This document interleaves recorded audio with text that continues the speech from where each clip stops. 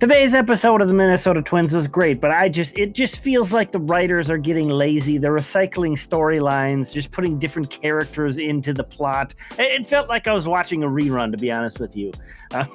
For the second straight day, the Minnesota Twins could not get to Baltimore's starter, but they got all over the bullpen, a late comeback, a walk-off victory against a very good reliever. Again, just want to reiterate that.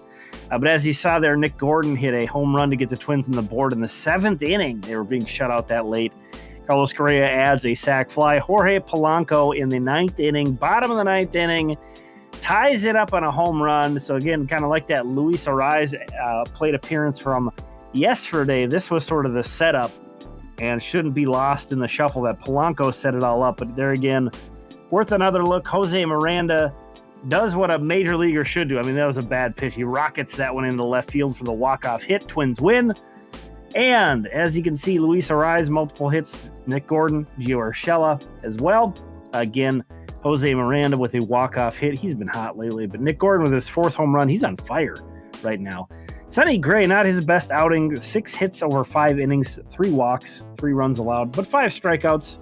Jarrell Cotton, though, with like a DFA special, I'd call it. They just left him out there forever, and he kept pitching well. So credit to him. And Emilia Pagan gets the victory. So a nice win for the Twins against the Orioles. The Saints got off to a horrible start. You can see here in the top of the second, it's 5-0. Their bullpen really stepped up, and I want to highlight some of these pitchers. This is Austin Schulfer, a guy with a 1.30 ERA between AAA and AA this year. Look at that.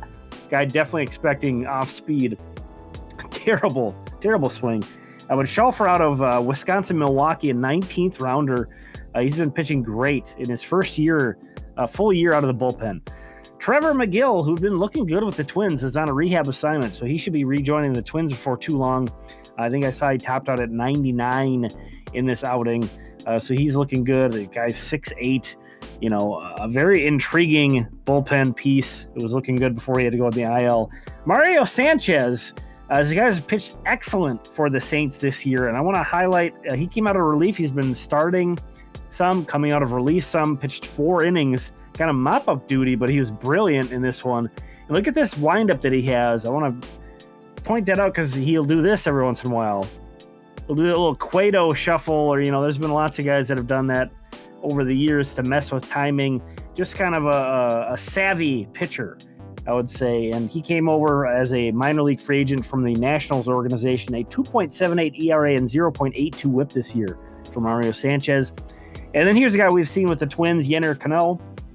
He has a 1.93 ERA in AAA this year. Didn't have as much success with the Twins, but his split change is nasty. And unfortunately, despite that great performance, you see St. Paul got down so big late they couldn't come back, but just wanted to point out those arms doing well. Jake Cave, another big night for him, including a home run. But again, Gerardo, just a nightmare start, but the bullpen was awesome. Schulfer struck out 3 in an inning and a third.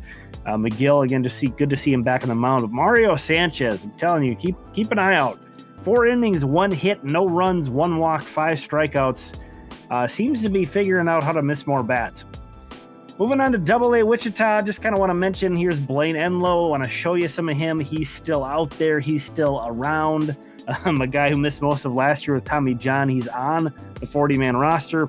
Hasn't been pitching particularly well, but Wichita lost a 1-run game tonight. Not a whole lot going on. Leobaldo Cabrera with a couple hits. Daniel Azoria with a 2-hit night and 3 RBI. So most of the offense coming from the bottom of the lineup. Again, Enlow, 3 runs, 2 earned over 4 innings, 3 strikeouts, 3 walks. You see he's got a 5.14 ERA with Wichita. Cody Lawyerson's been really hot since being promoted up to Double-A. So I want to call that out too. Cedar Rapids in extra innings. This is the bottom of the 10th, so that bonus runner's on second. They get a huge double play to start the 10th inning, but they couldn't win this one. It's such great defensive positioning there, by the way. They could not capitalize on that. However, Wisconsin ends up winning in the 11th, 7-6. Kyler Fedko had a couple hits. Wander Javier, Patrick Winkle. And then on the pitching side, John Stankiewicz was the starter tonight. Hunter McMahon, 3 shutout innings, 1 walk, 1 hit. This is a guy who came over in the Ryan Harper trade from Washington. And he was recently promoted to Cedar Rapids, so he's been pitching well. And then with Fort Myers, the Mighty Muscles, they won 3-1. As you can see there, Noah Cardenas with a 3-walk night. This guy's a great on-base guy. And Dylan Tatum hit another home run.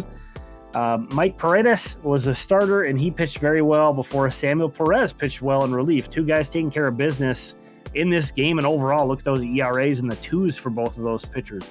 Thanks so much for checking this out. We'll talk again tomorrow.